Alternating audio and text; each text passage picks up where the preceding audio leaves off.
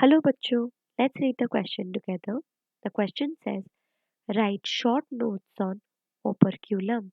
तो इस क्वेश्चन का जो की कॉन्सेप्ट है that is subphylum subphylum vertebrata. Subphylum vertebrata के अंदर दोनों डिवीजन आता है। एक को हम बोलते हैं एग्नाथा, दूसरा का हम बोलते हैं नैथोस्टोमाटा। एग्नाथा में वो एनिमल्स आते हैं जिसके पास जॉ नहीं होता, तो एग्नाथा लैक्स जॉ। वेयर एज नैथोस्टोमाटा वैसे एनिमल होते हैं जिसके पास जॉ होता है, तो it bears jaw. So in case of agnatha उसके अंदर एक ही क्लास आता है जिसको हम बोलते हैं साइक्लोस्टोम, साइक्लोस्टोमाटा। और नैथोस्टोमाटा के अंदर दोनों सुपर क्लास आते हैं, एक को हम बोलते हैं पाइसिस और दूसरा टेट्रापॉड। इनमें से पाइसिस में फिन्स होता है, देयरफॉर इट बेयर्स फिन। और टेट्रापॉड के पास लिम्ब होता है, तो इट बेयर्स लिम्स। अब पाइसिस के अंदर दोनों क्लास है, एक को हम बोलते हैं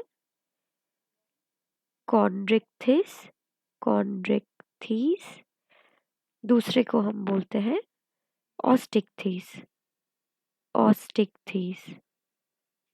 इसमें से जो कॉन्ड्रिक्थिस है वो कार्टिलेजिनियस फिश होता है और जो ऑस्टिक्थिस है वो बोनी फिश होता है। हमारे क्वेश्चन में जो ओपर्क्यूलम टर्म दिया हुआ है, ओपर्क्यूलम एक बोनी फ्लैप है।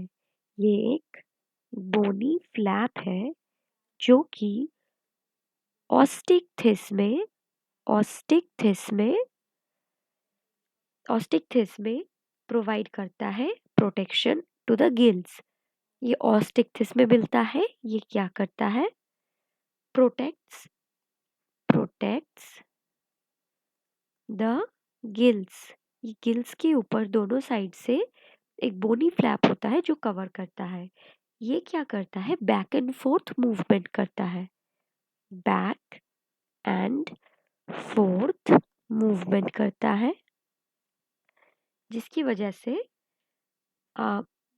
फिशेस ब्रीथ कर सकते हैं। Helps in breathing of fishes. तो यही है operculum. I hope you understood this question. All the best.